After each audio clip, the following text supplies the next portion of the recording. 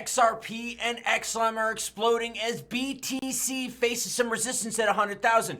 We're going to talk price action at the end, along with one of Trump's appointments, looking to gain favor with Tether and build relationships. This is going... Due to the graphic nature of this program, listener discretion is advised. In Oda, we got a lot to cover today with Trump administration becoming friendly with Tether, BTC struggling at 100,000, XLM on absolute fire, XRP and the rest of the market pulling back. But before we get into that, we get into your comments, hot, spicy, naughty, relevant. Maybe I'll share it. By the way, channel members, I'm going to be doing a special video for you in the next few days. Be on the lookout for that. Speaking of channel members, Trucker Trash starts us off and says, had me until the Soros reference. We'll see what happens. For real, anything that Soros is mentioned in, I get turned off. Let's say my wife is like, yo, I want to have a threesome. She's like, but you have to dress up like Soros. I'd be like, oh, nope, not happening at all, baby. I'll catch you later. Johnny Appleseed says, just remember, alt season hasn't even started. Are things moving? Yes, but BTC dominance shows we haven't started the full alt swing. You have to ask yourself, Johnny, and others viewing, is this alt season going to be like the one in 2021 where everything went up? Or are we going to see what we're kind of seeing now? Certain things popping a whole bunch. Week later, something else popping a whole bunch. A few days later, something like, is it going to come in waves like that? Last Chance says, turns out the train was the Trump train. Choo choo, bitches. That's right. The train didn't leave the station until Trump won the election. Bitcoin's hitting at 97,228. ETH is 33.28. BNB at 651, while XLM is over 50 cents at 51.5. Pulling back from highs, but still well into the green. XRP at $1.37, down 11%. ADA down 8%. Avalanche down 6%. Aptos, ICP a bunch down big, but they're also up a ton in the last several weeks. Let's go over some stats. Right now, we're sitting at extreme greed right now in the market. Altcoin season, well, it's still technically Bitcoin season as Bitcoin dominance compared to the alts. That's how this is measured, right? How do the top 100 alts compare to BTC? If BTC's gain is outperforming the alts, boom, that's how you have it. Let's get into the news. Trump's Commerce Secretary nominee seeks to strengthen ties with Tether. So for those of you out there that are like, yo, bro, Tether's going under. Bro, the government's going to screw Tether. No, it's not going to happen. It is not going to happen. Howard Lutnick's global financial institution, Cantor Fitzgerald, reportedly seeks to strengthen its financial ties with Tether, one of the biggest and most controversial names in the industry.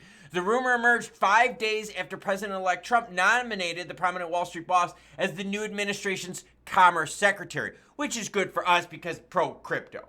So it's great to have a Commerce Secretary that's pro-crypto. Lutnick initially contested for Treasury Secretary, a more higher profile role that Trump later awarded to Scott Bessent. I broke that story last night, who's a big-time hedge fund manager, also pro-crypto. I'll have that story linked at the end.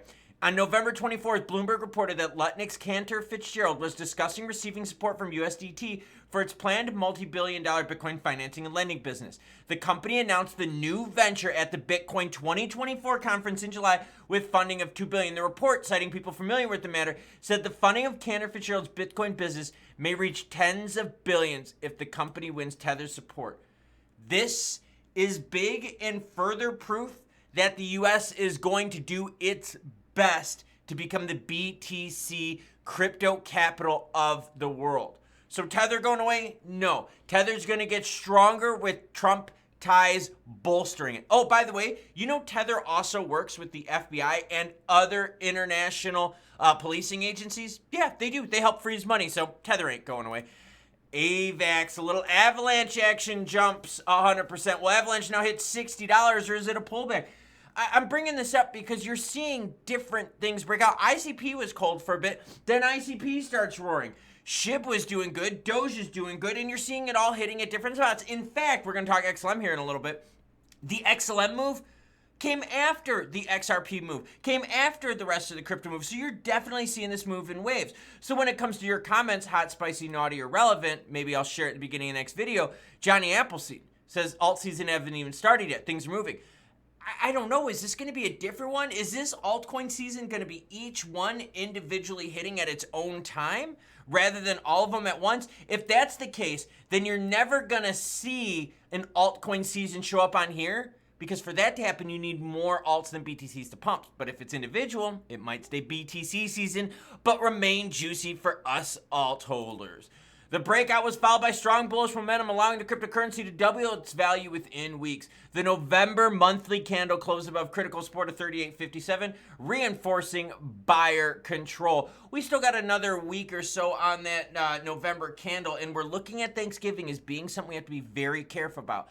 The pullback in volume is something that we have to pay attention to. So Avalanche is moving. What about BTC? BTC overheating near 100,000. 3 areas to watch for. The daily BTC USD chart revealed Bitcoin's sharp upward trajectory. The RSI stood at 78.6, which says it's overbought. Historically, RSI levels above 70 precede short-term correlations as traders take in profits. So we got profit taking with BTC, an over-leveraged market, and things being so hot. Is it sustainable? Now, looking at the broader market, you can see there have been some pullbacks here with a lot of our favorite alts really taking some profits here. But that's healthy. Profit taking is what keeps this market going. You take some profits, you reposition, you play it again. Take some profits, reposition, play it again. XLM top SHIB by market cap. That's right. XLM has been roaring. XLM, once a laggard in the market, is now one of the biggest pumpers out there. The token is up by a whopping 190% over the past week, with its market cap swelling to 17.3 billion. The token is also up 600% over the past weeks. Remember, we were at 10 cents before the election. XLM is now on the cusp of entering the top 10 cryptos by market cap. XLM is the native token of Stellar, and we've seen that the news isn't about dev news, it's more about global and U.S. optimism-based news. A few months ago, David Schwartz admitted that he had no idea what was causing the price correlation. Well, David, I'll tell you what one of the biggest correlations is. These are both U.S. companies that have been laggards, highly suppressed, and now they're getting a chance to move. Speaking of getting a chance to move, let's look at XLM. Volume, healthy still. 11.4 billion, up 69%. Now, XLM was roaring yesterday, now has since pulled back. Let's take a look at those candlesticks, and then we're going to get into XRP news. Daily candlesticks look juicy AF. With this one yesterday hitting us at 63.74, a low of 48. Wow, so there's some swings. Let's zoom in though, because zooming into that 15-minute tells us what we need to, and that's this right here. We hit that local high of 63.74, and we've been pushed down since. But look at the moves XLM has made, okay? Let's zoom out a little bit. So we went up, we corrected, we found some floor, went up again. Corrected, found some floor, went up again. Corrected, found some floor, up again. Do. This move here is a little different because what you're noticing is this is right around where this movement here started. Where the rest of these movements, you can kind of see the same thing, but this pullback's just a little bit stronger. But overall, still very healthy. Now, the concern I have, though, is this. Is if I scrunch this down a little bit, is this right here. What's going to happen during Thanksgiving? Historically speaking, Thanksgiving is a boring AF week when it comes to financial stuff. Big players all across the globe take off. You're going to watch volumes pull back. Now, the question we have to ask ourselves is the volume pullback then going to translate into people not wanting XLM? My honest thinking is no, I think we're still going to be okay. Yes, will the volume come down during Thanksgiving? It will. Will we see some corrections here and there? Yes. But we still have lots of good news to digest and absorb coming up, not only in the next several weeks, but the next several months, the next several quarters, and even the next several years, because remember, it's going to take 12 to 18 months for rate cuts to come down, with about a 6-month lag on top of that to affect the consumer. That pushes out to good news for the 2-year mark. So XLM holders, let's do this. Let's wait and see what happens. I'm going to be covering more videos today, covering XLM XRP price. Hit that subscribe button, notification bell so you don't miss out, because I want to see what happens to this move right here. Now, if we zoom in on the move, you can see 2 candlesticks right here that line up of a low of right at 50 cents. So we've gotten support pushed right up at 50 cents, right now sitting at 51.12. So short term, yes, but it's so early in this move that we can't make a call just yet. Now, swinging on over to XRP, we're kind of thinking the same thing here. It's a little different move. Like I said, XLM has hit a bit harder and also a little later. XRP failed skyrocketing, $2 ready.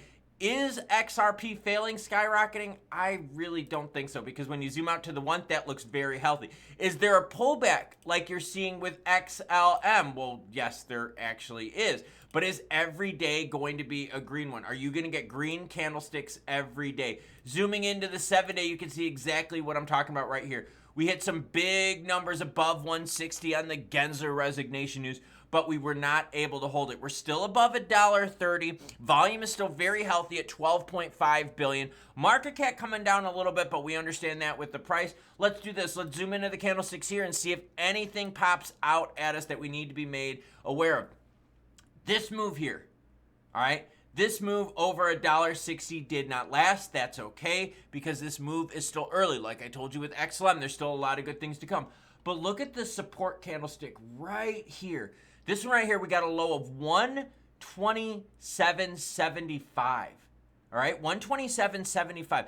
That's a pretty hefty correction from the 160 from not too long ago.